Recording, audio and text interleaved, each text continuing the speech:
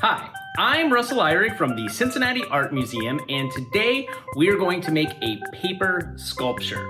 The one I'm going to make is called Pictures at an Exhibition by Ligon, and it's from the Paper Sculpture Manual, which is available on our website.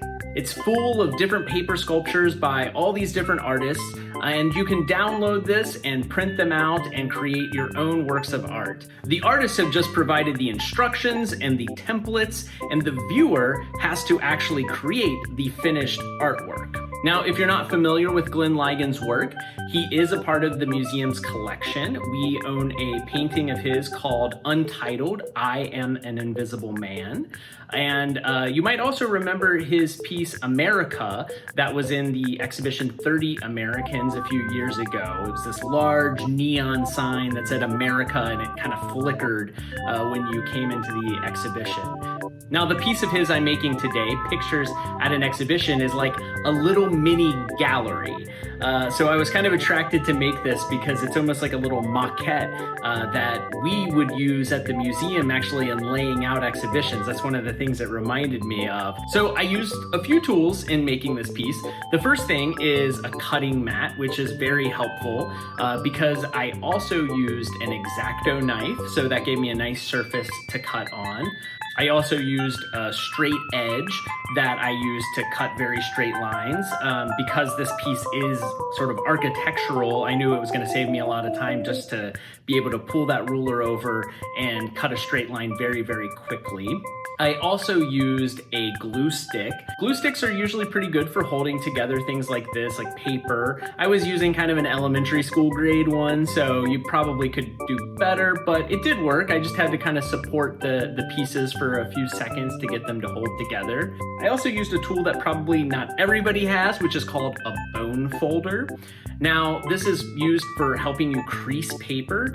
It's really helpful, especially in this piece, for making those long creases. If I had to do those by hand, it would have been very imprecise, I know. So the work comes in 2 pages, front and back. And the first instruction is to cut out gallery on sheet 1 along all solid black lines. Fold along dotted black lines. So I just use my straight edge with the X-Acto knife to cut out those lines. Occasionally for the smaller ones, I would just freehand it. Of course, you want to be careful when doing this. I did actually, not this time, but I one time was working on a project at the museum and managed to slice off a small piece of my thumb, but it was enough to make me faint, which probably says more about me than it does about the scale of the injury. I use my bone folder and I use it on the dotted lines, kind of like how I would use the X-Acto knife, except here I'm not cutting it, I'm just scoring it. I'm just kind of making a little indentation, which makes folding on that line really easy. So the second direction is glue tabs to exterior walls of gallery. And so this is where you're going to fold up all of those creases that you've made, and you're gonna have to glue them together. And this was a little tricky because I had to kind of figure out which side the glue went on. Sometimes I messed it up and put it on the wrong side, but you know, it dries clear, so it's not that big of a deal.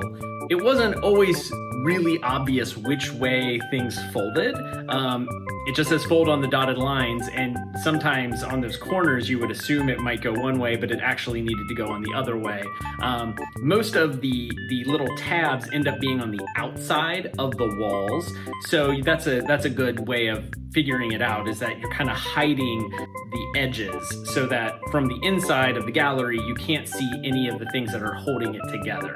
The third step is to cut out the top on sheet 2 along all solid black lines, and then fold along the dotted black lines. So again, this works just like the first one. I used my X-Acto and my straight edge on the solid lines, and then just switched out my bone folder for the dotted lines to kind of pre-score those lines. I did find the top a lot trickier, just because it's a lot smaller, so you have less space to glue those edges together.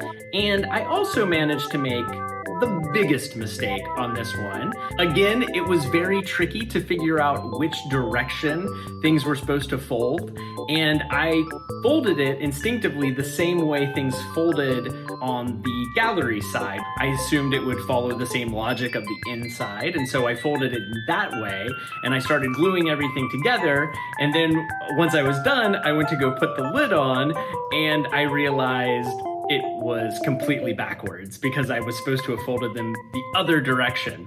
And of course, I only printed one copy.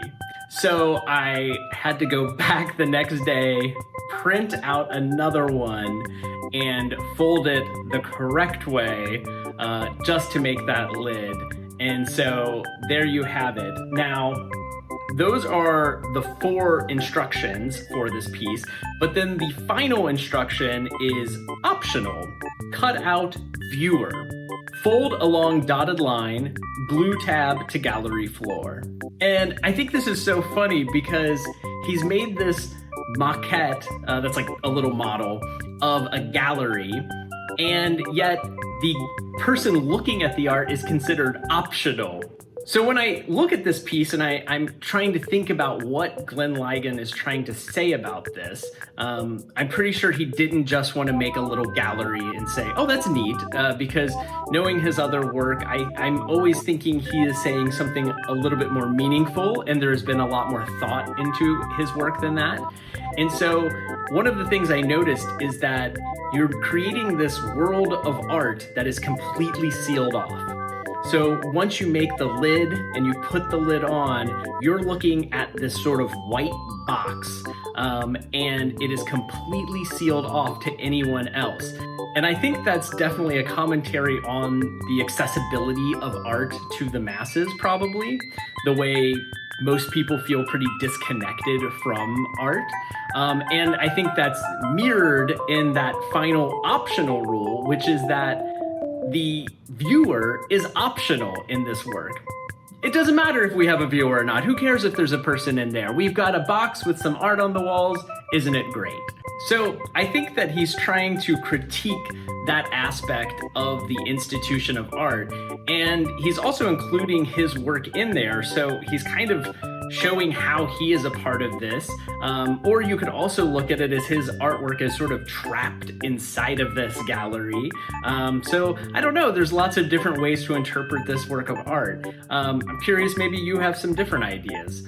So if you want to make this work or any other works from the paper sculpture manual, you can download those on our website. I'll include links in the description of this video.